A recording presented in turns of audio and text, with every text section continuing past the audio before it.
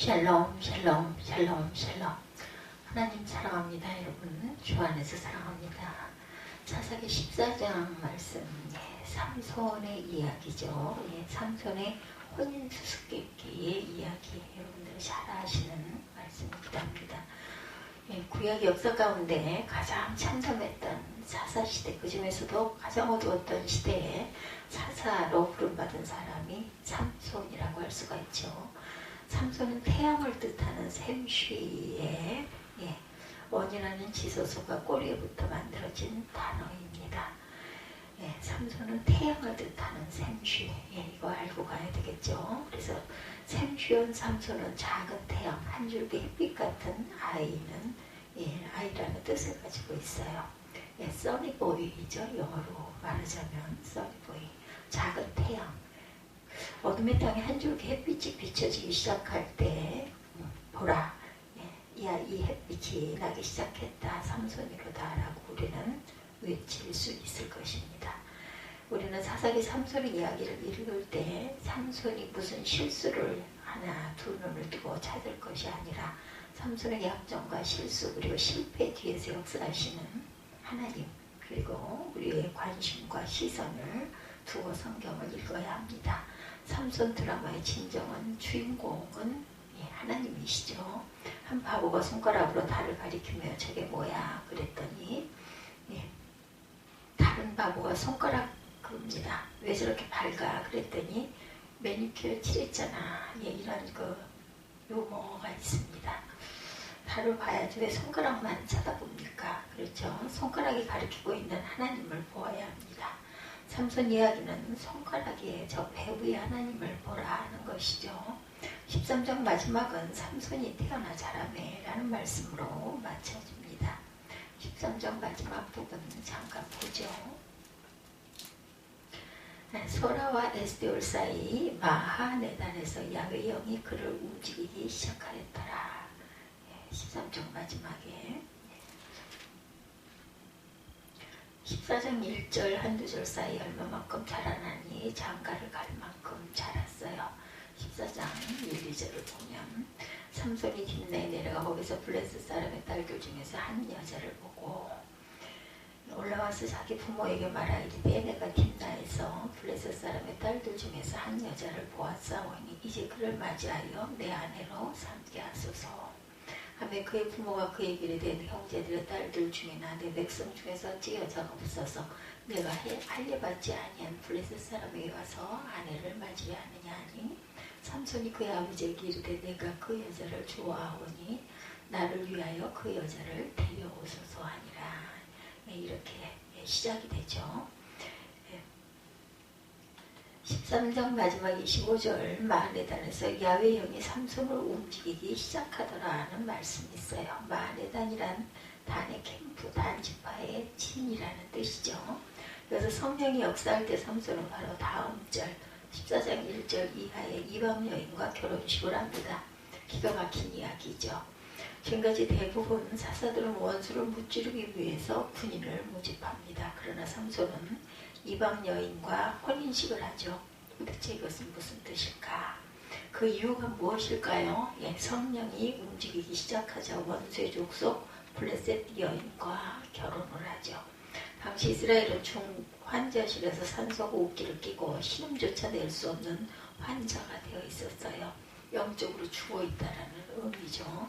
삼손이 나팔을 불어서 군사를 모아도 지원할 사람이 없었습니다. 지금 이스라엘은 아예 전의를 상실했어요.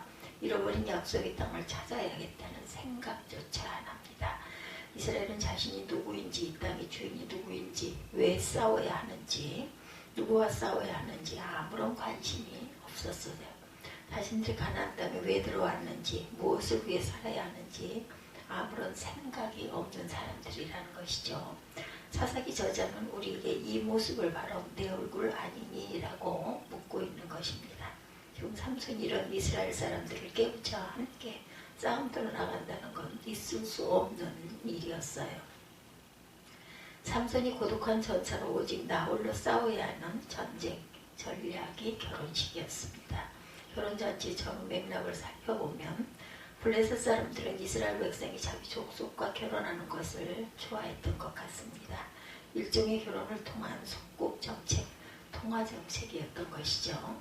이스라엘 백성들 중에 민족적 정체의식이 사라져가고 있을 때 결혼을 통해서 이스라엘을 아는 아예 블레셋의 통째로 편입시킬 생각들을 하고 있어요. 삼손의 결혼은 이런 블레셋 정책에 대한 항거였습니다. 이 위장 결혼을 통해 블레셋을 공격할 기회를 얻고자 했던 것이죠. 14장의 문이 열려지면 삼손이 딥나로 내려갑니다. 이곳은 삼손이 속한 단지파가 분배받은 땅인데 블레셋이 주둔하는 바람에 단지파는 산기슭에 웅크리고 살아야 했습니다. 그래서 삼손은 이곳을 제일 먼저 치기로 작정을 한 것이죠. 그래서 블레셋 한 여자를 보고 올라와 그 블레셋 여자와 결혼을 하겠다고 부모님에게 말을 하죠.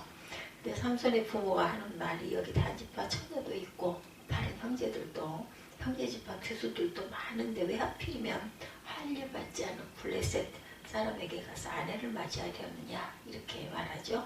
여기 할례받지 아니한 이 말은 블레셋을 멸시하는 말이고 강한 거부감을 드러낸 표현입니다. 이때 삼손이 부모에게 하는 말을 주목해야 되죠. 내가 그 여자를 좋아하오니 그 여자를 데려오소서. 히브리어로 용모가 아름답다고 말할 때 톱이라는 말을 씁니다. 여기에 사용된 야사르라는 말은 옳다, 정당하다, 합당한 이유가 있다는 뜻이죠. 야사르는 사사기에서 대단히 유명한 말입니다. 사람들이 각기 자기 소견에 옳은 대로 행하더라고 할 때 옳다는 말이 바로 야사르입니다. 무슨 뜻이냐면 내가 히브리인으로 블레셋 여인을 사랑하여 결혼을 하는 것이 아니라 거기에 이만한 이유가 있다라는 말입니다. 지금 내가 블레셋 여인과 혼인하는 일은 정당한 이유가 있다라는 거예요. 그 정당한 이유가 결혼을 통해 블레셋을 치고자 하는 것이죠. 삼손이 철부지사사라서 아니면 삼손을 플레이보이라고 여성 편력을 시작하는 것이라고 선입견을 가지고 있는 분들은 이 결혼이 전략적 위장 결혼이었다는 해석을 받아들이기 어려울 것입니다. 14장 삼손의 결혼 사건을 해석하는 핵심 구절 4절이 뒤따라옵니다. 전략 결혼 4절을 보면 그때 블레셋 사람 이스라엘을 다스린 까닭에 삼손이 틈을 타서 블레셋 사람을 치려함이었으나 그의 부모는 이 일이 야훼께로부터 나온 것인 줄 알지 못하였더라. 사사기 14장 4절에 이렇게 증가하고 있죠. 그때 블레셋 사람 이스라엘을 다스린 까닭에 삼손이 틈을 타서 블레셋 사람을 치려함이었으나 그의 부모는 이 일이 야훼께로부터 나온 것인 줄을 알지 못하였더라. 삼손이 그의 부모와 함께 딥나로 내려가 딥나의 포도원에 이른즉 젊은 사자가 그를 보고 소리 지르는지라. 여호와의 영이 삼손에게 강하게 임하니 그가 손에 아무것도 없이 사자를 염소 새끼를 찢는 것 같이 찢었으니 그는 자기가 행한 일을 부모에게 알리지 아니하였더라. 그가 내려가서 그 여자와 말하니 그 여자가 삼손의 눈에 들었더라. 얼마 후에 삼손이 그 여자를 맞이하려고 다시 가다가 돌이켜 그 사자의 죽음을 본즉 사자의 몸에 벌떼와 꿀이 있는지라. 손으로 그 꿀을 떠서 걸어가며 먹고 그의 부모에게 이르러 그들에게 그것을 들여 먹게 하였으나 그 꿀을 사자의 몸에서 떠왔다고 알리지 아니하였더라. 이 엉뚱한 짓을 한 것이 성경의 해석이고 평가입니다. 이 해석은 몇 가지 사실을 분명히 합니다. 이때는 블레셋이 이스라엘을 다스리고 있었다. 삼손이 전략 결혼을 통해 블레셋 사람을 칠 틈을 찾고자 합니다. 그의 부모는 모르고 있죠. 이 전략이 야훼께로부터 나온 것이었다. 그러므로 호세아 선지자가 하나님의 사랑을 보여주기 위해 음란한 여인 고멜과 결혼을 하듯이 삼손은 하나님의 백성은 아직 죽지 않았다. 하나님은 자기 백성을 완전히 포기하신 것이 아니다라는 사실을 보여주기 위해서 원수 족속의 딸과 결혼식을 하게 되죠. 지금 이스라엘의 지파가 많으면 뭐라고, 백성이 많으면 뭐라겠습니까? 군사로 쓸름한 놈이 보이지를 않습니다.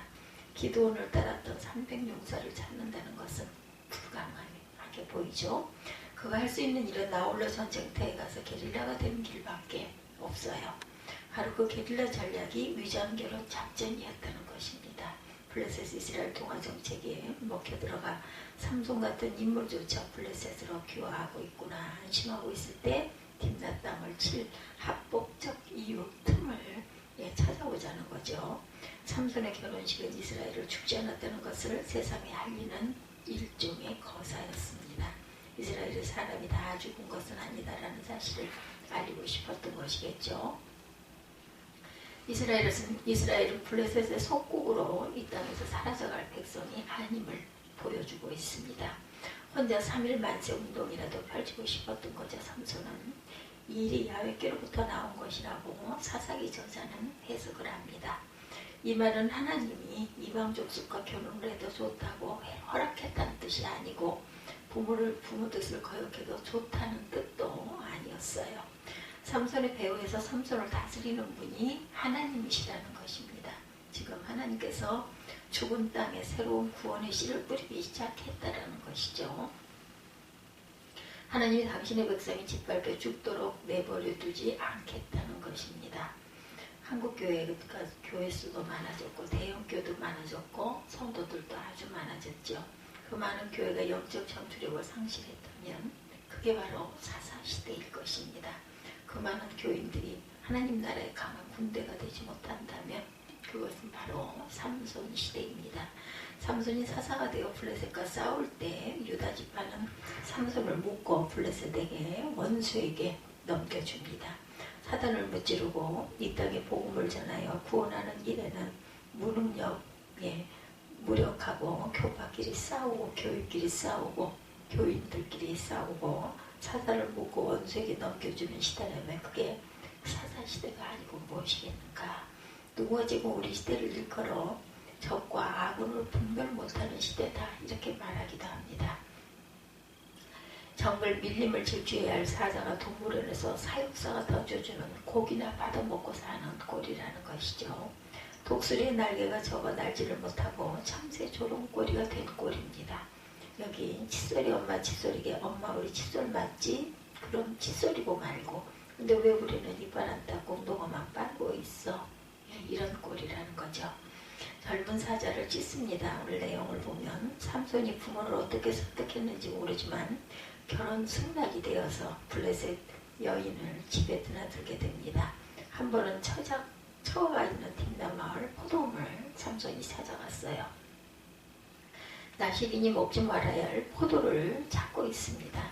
거기서 젊은 사자를 만나게 되죠. 바로 삼손이 젊은 사자를 찢어 죽이는 사건을 주일학교에서도 아주 열심히 재밌게 얘기를 해서 손에 땀을 쥐고 듣기도 하죠. 그 이후에 로버트 태권브의 슈퍼맨 600만 불의 사나이, 두 얼굴의 사나이, 마징가 제트 하면 삼손이 떠오르곤 했었어요. 그 시대에. 성경은 바로 이 아주 순간 중요한 기록을 남깁니다. 6절에 야훼 영이 삼손에게 강하게 임하니 그가 손에 아무것도 없이 그 사자를 염소 새끼를 찢는 것 같이 찢었다 이렇게 표현하죠.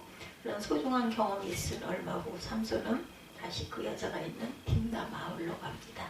바로 그 포도원 곁을 지나다 보니 갑자기 궁금한 생각이 들어요. 그때 내가 죽인 사자가 어떤 꼴을 하고 있을까. 사자의 시체에 야생 벌들이 벌집을 짓고 꿀을 잔뜩 모아놓았어요. 손으로 그 꿀을 떠서 먹고 길을 가며 꿀을 실컷 먹고 부모에게도 드려서 그 꿀을 먹게 합니다.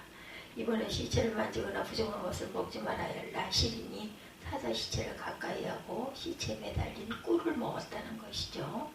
사자의 시체에 벌떼가 꿀을 모아두었다는 게 금방 이해가 안 됩니다. 버릇 부패한 동물 위에 벌집을 절대로 짓지 않습니다. 사막에서는 시체가 부패 과정을 거치지 않고 금방 바싹 말라 바위처럼 굳어질 수가 있었던 거죠. 혹은 다른 짐승이 금방 시체를 뜯어먹고 남은 뼈에 벌집이 매달려 있었을 수도 있었을 것입니다. 그런데 8절에서 사자의 몸에 벌떼와 꿀이 있었다 하는 것을 보면 전쟁에서 말했던 것처럼 13장에서 말했던 것처럼 사자의 시체가 금방 굳어 바위처럼 되어 있었던 모양입니다. 이 사건을 접하는 독자들은 해석상 혼란을 겪게 되죠. 나시린이 포도원을 찾고 시체를 만지고 거기에 있는 꿀을 먹고 이런 일을 어떻게 해석을 해야 될 것인가. 이런 과정에 야훼의 영이 강하게 임함은 또한 무엇일까. 삼손의 결혼식 준비는 가슴이 설레는 행복이 아니라 가슴이 조이는 전쟁 준비와도 같았을 것입니다. 친구들은 물론 부모들도 이해해 줄 수 없는 일입니다. 외롭기도 하고 가슴이 아프기도 했겠죠. 바로 이때 젊은 사제를 통하여 놀라운 경험을 하게 됩니다. 여호와의 영이 강하게 임한 거예요. 성령의 임재는 이 결혼적 작전을 통해서 블레셋을 칠 틈을 노리는 것은 참 잘한 것이라는 야훼의 보증이죠. 이 작전 가운데 하나님이 함께할 것이니 두려워하지 말라는 하나님의 약속이었어요. 그렇다면 하나님께서 나시린이 포도원을 가까이 한 것도 시체를 만진 것도 다 인정하고 용납한 것일까? 아니죠. 그럼에도 불구하고 하나님이 쓰시는 사람, 삼손의 혼란과 실수에도 불구하고 하나님이 기다려주시는 것입니다. 어쩌면 삼손이 영적으로 약해져 있기 때문에 더 강력한 성령의 역사가 필요했던 것이겠죠. 사사시대가 영적으로 어두웠기 때문에 더욱 강력한 인도하심이 필요했습니다. 삼손이 사사로 혼돈된 정체의식을 가지고 혼란스러운 행동을 하고 있기 때문에 사사기를 읽는 우리조차도 혼란스러운 것이죠.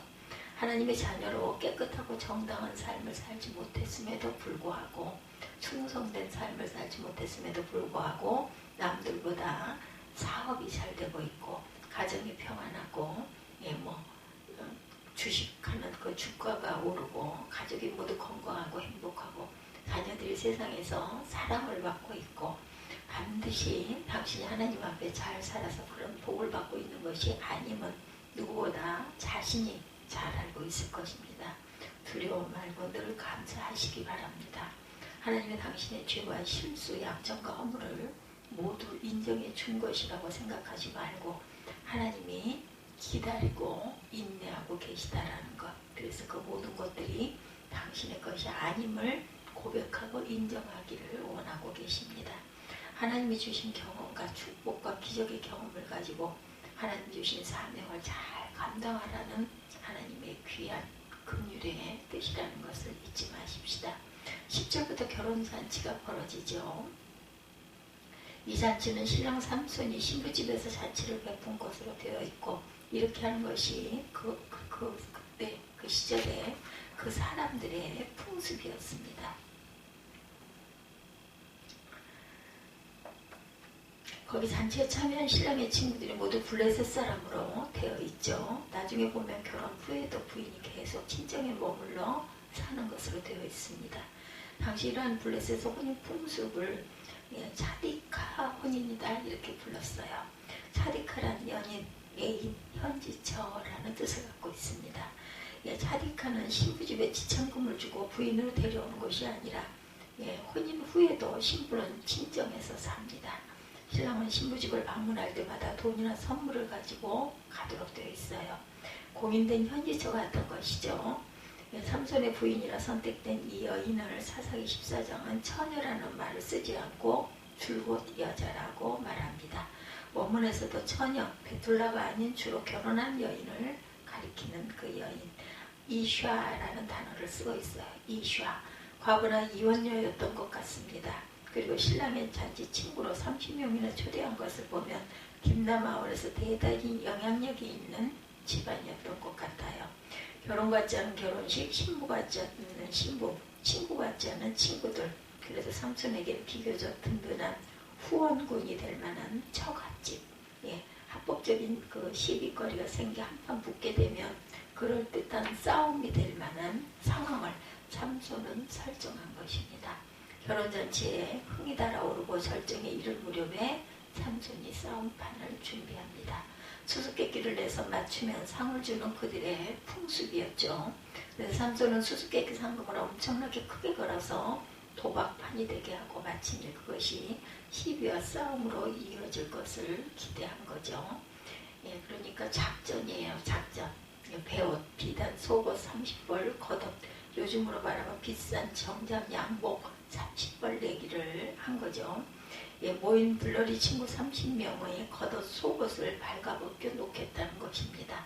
신랑의 들러리들이나 마을 사람들을 무작정 죽일 수는 없었고, 그러나 옷을 벗어라, 옷 벗는다 장난하는 것 가지고 왜 이러냐, 게임은 게임이다, 비겁하게 굴지 마라 이래서 30명 친구들이 폭동을 일으키게 되고 결국 싸움을 격하게 만들어 일순간에 그들을 죽이겠다는 계산이었던 것 같습니다.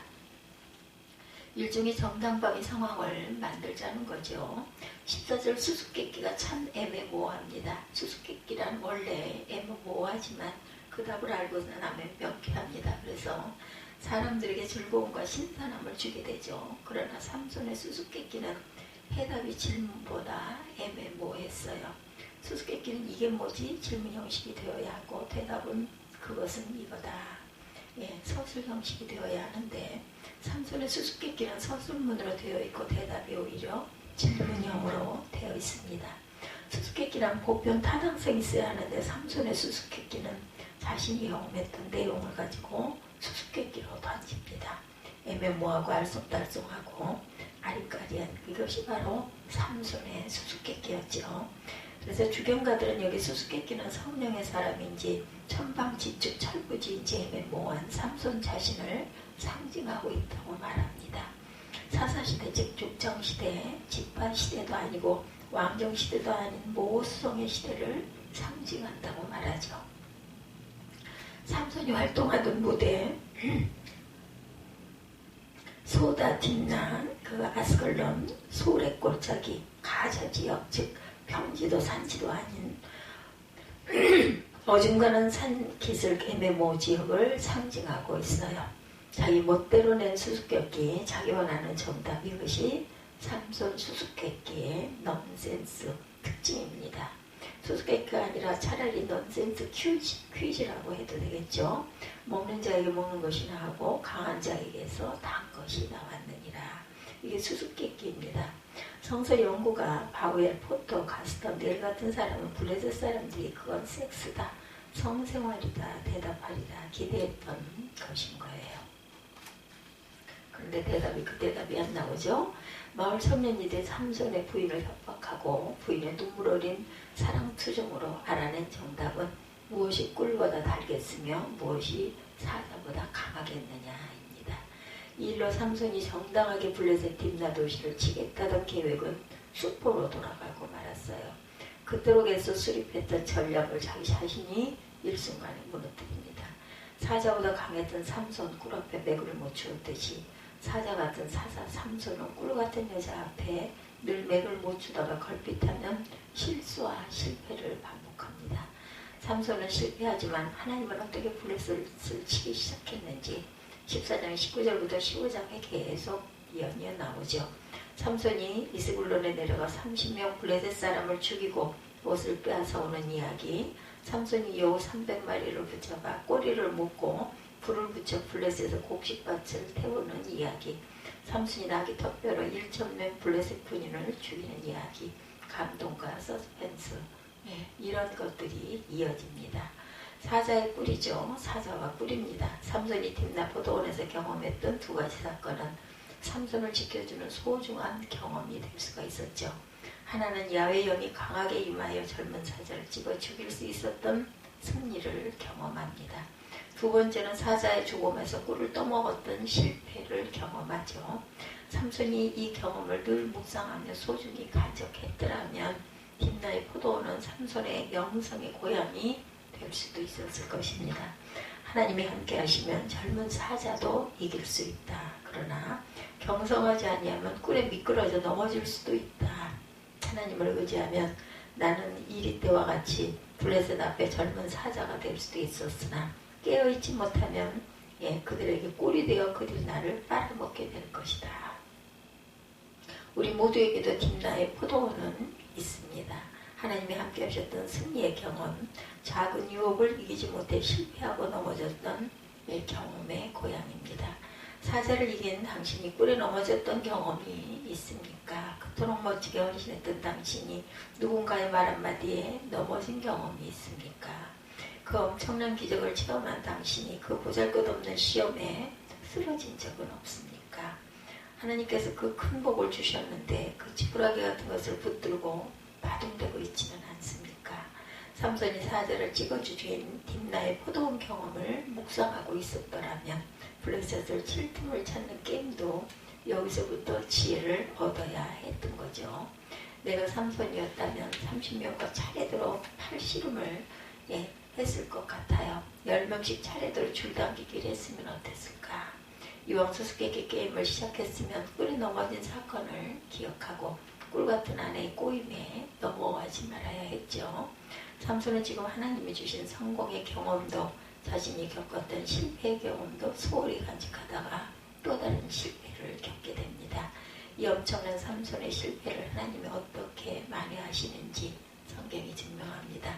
사사기 14장 19절에 보면 야훼의 영이 삼손에게 갑자기 임하심에 삼손이 아스글론에 내려가서 그곳 사람 30명을 쳐 죽이고 노략하여 수수께끼 푼 자들에게 옷을 주고 심히 노하여 그의 아버지의 집으로 올라갔고 삼손의 아내는 삼손의 친구였던 그의 친구에게 준바되었더라.